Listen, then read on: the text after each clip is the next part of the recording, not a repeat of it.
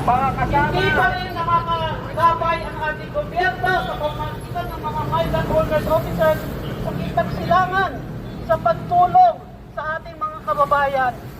May mga natanggap tayo na mga ulat na hindi nabibigyan ng tama ang ating mga kababayan na nawalan ng trabaho, hindi nabibigyan ng sapat na sahod, at hindi nakakatanggap ng mga advisory mula sa ating mga embahada kung paano lumikas sa gitnang silangan, kung paano makapunta sa mga bomb shelter.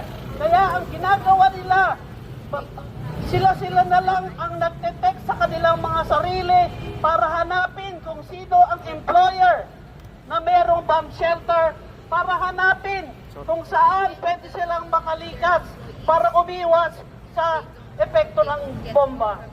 May mga nakausap din tayo, mga kababayan natin doon, na hindi na rin nakakapagtrabaho dahil marami sa mga kumpanya ay nagsara. Marami na rin ang mga kumpanya na nagbawas na rin ng araw ng pagkatrabaho. Kaya nakakanib ang ating mga kababayan na mawalan ng pagkain, mawalan ng sahod na pwedeng i-remit sa kanilang mga pamilya dito. So mahigit 2 milyon na mga kababayan natin sa gitnang salangan, mahigit 2,000 pa lang ang nakakauwi. At narinig natin sa mga kababayan natin doon na karamihan sa mga umuwi ay mga turista. Mga turista na nakipit sa layover, mga turista na nagbakasyon doon, at kukunti lang ang mga OFW. Takot yung ibang mga kababayan natin na umuwi dahil pag uwi nila dito, wala silang madaratnan na trabaho.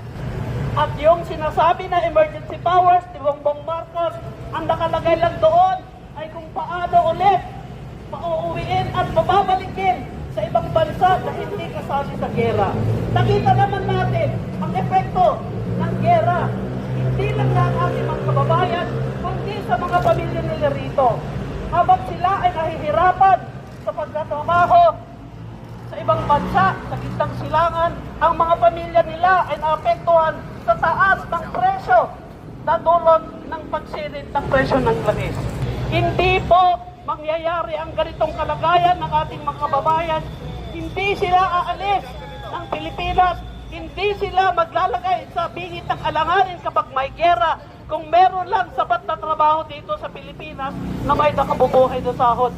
Kaya dapat ibasura ang labor export programs, ibasura trabaho sa Pinas. Trabaho